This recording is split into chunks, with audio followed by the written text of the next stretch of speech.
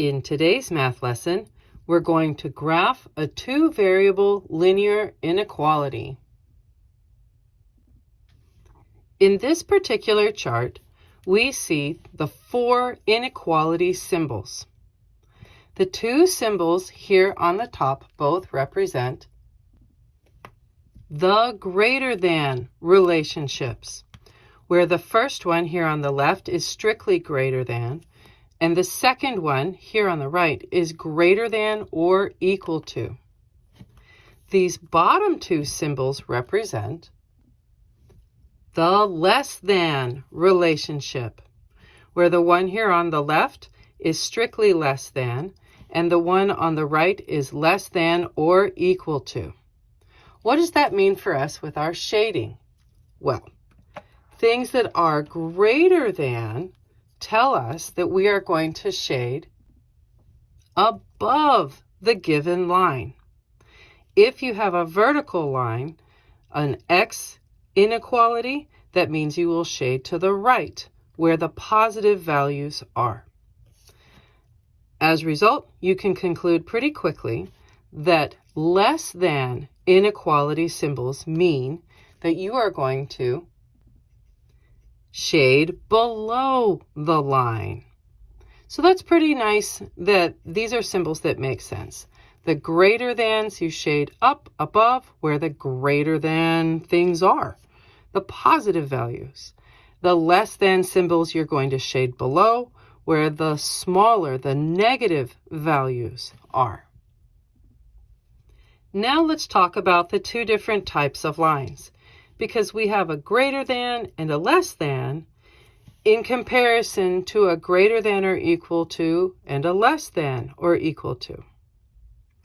If you have strictly a greater than or strictly a less than, then your line will be represented with open dots or a dotted line. So if this was just a number line, then you would have had an open dot at the point of interest. And similarly, with the coordinate plane, you're going to show this relationship with a dotted line. As a result, I'm hoping you can quickly conclude that if you have a greater than or equal to, or a less than or equal to, that means that your lines will look like closed dots or solid lines. So the way that I had to teach myself when I was learning to do this is, if there is a line underneath it, this or equal to relationship, then that line represented in my brain a filling in of all of the holes that were possible, available, created when you just had greater thans or less thans. So the bar underneath makes the line solid by filling in the holes. As we are doing a lot of graphing in this lesson today, most of the time we will be using the slope-intercept form of the equation y equals mx plus b. And by this point in the year, I hope you are very familiar with that. Let's see how you do. Example 1. We're going to graph the inequality of y less than 1. We remember from previous lessons that whenever you have an equation where y equals just a simple plain old number, that we are going to have a horizontal line. So it's going to be nice and flat. But in addition to that, we have to look at the symbol, the inequality symbol that we are given to work with. We have a less than symbol. So we learned in the introduction that this is going to result in a dotted line where we have to shade below the line. So let's do that.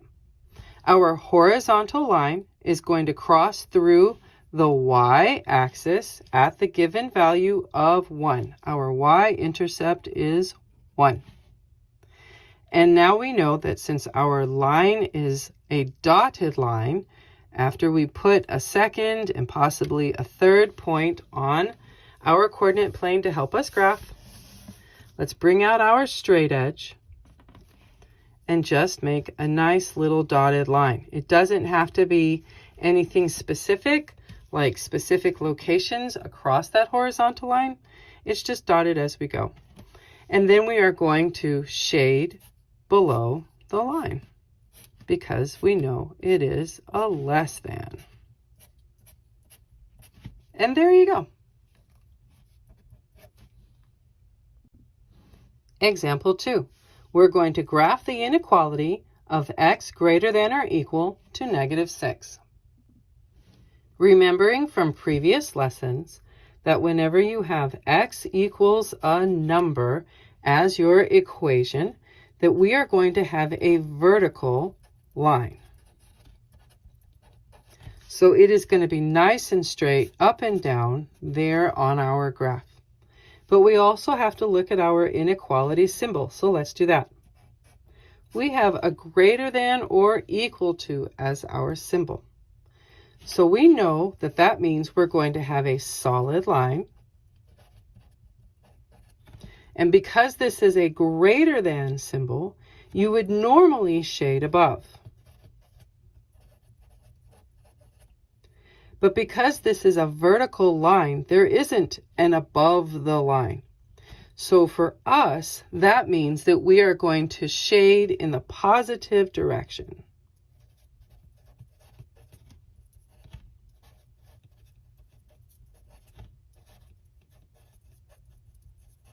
So let's see how we do. We're going to have -6 on our x-axis. It is our x-intercept. And then because it is a vertical line, we'll place just a couple of points here above, below the vertical line, the x-intercept, and then use our straight edge to connect it, remembering that we have actually a solid line because this is a greater than or equal to. And then, since it is greater than, we are going to shade in the positive direction. So that is here all the way to the right, filling out the rest of our coordinate plane. And there you go. Example 3. We're going to graph the inequality of y greater than -5x. The given inequality is in the slope-intercept format. So that's a traditional format for graphing that we like to work with. However, we see quickly that I don't have a b. And I'm hoping that you remember that whenever we don't have a y-intercept showing in a given equation or inequality, that means that your y-intercept is going to be 0. And our slope, well, that is showing.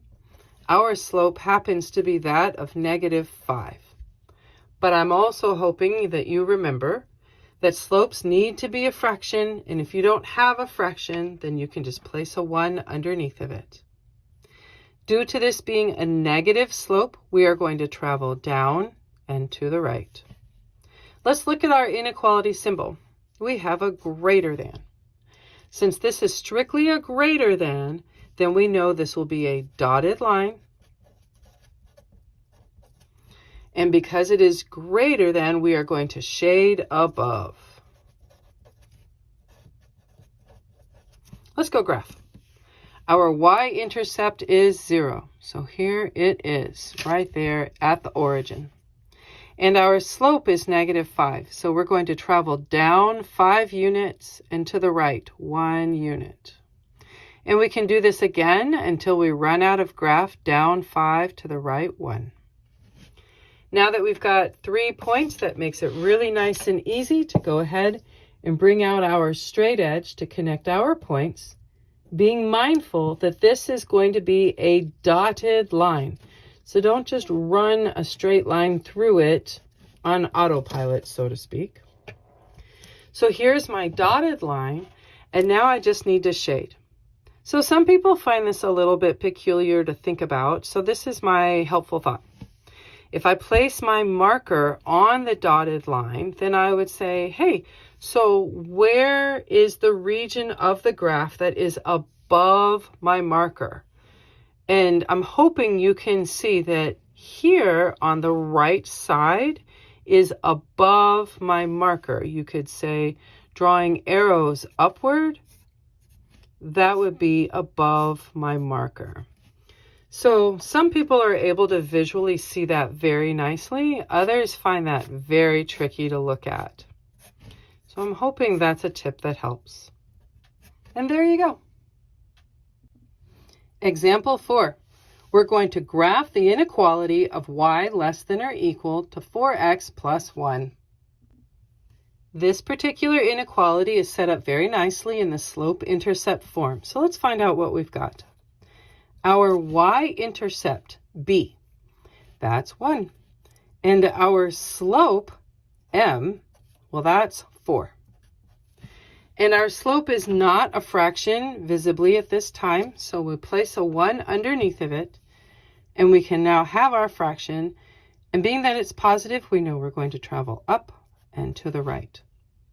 Let's look at our inequality symbol. We have a less than or equal to. This tells us we are going to have a solid line because it is equal to, has the bar underneath of it. And due to this being a less than, we are going to shade below the line. Okay, let's plot our line. Let's draw it. So our y-intercept is that of 1. So here on the y-axis is 1. And now our slope is 4. So we're going to travel up 4 to the right 1. And we'll do it again until we run out of graph. So there are those 3 points, making it really easy to bring out your straight edge and connect them. And because this is an or equal to, it is thus a solid line, and you can kind of run on autopilot of putting in your line. Let's talk about shading below. So if you put your marker or your pencil there on the line, shading below will come down below your marker, below your pencil. So that is where we're going to do our shading. And I hope that tip helps. And there you go. For our 5th and final example, we are going to graph the inequality of y greater than or equal to negative 5x plus 3. With our inequality being in the slope-intercept form, we can go ahead and graph this pretty quickly, nice and easily. So our y-intercept, our b, is 3, while our slope is that of negative 5. Let's go ahead and make that a fraction by placing a 1 underneath of it. And as a result, we know that our slope, our line, is going to travel down and to the right due to it being negative. Let's look at our inequality symbol. We have a greater than or equal to here in our inequality. And due to this being an or equal to, we know that it's going to be a solid line. There's a bar underneath of that. Fills in all the holes. And due to this being a greater than symbol, we can tell ourselves that we are going to shade above the line. Let's go ahead and graph. The y-intercept is here on the y-axis at 3 as instructed. And then our slope is going to travel down 5 and to the right 1. And I will do that again until I run out of graph, just making it easier to use your straight edge to draw your line. This is a solid line because it is an or equal to. So you can kind of go on autopilot, placing your line on your graph. Now let's talk about shading. So if you place your marker, place your pencil up on the line, and then determine, okay, I need to shade above the line. Well, that tells us that we are again going to be here on the right side of the graph. So when you're shading, it's not a left-right conversation. It's above-below conversation. And that can be a little bit weird, but it's going to be okay. And there you go.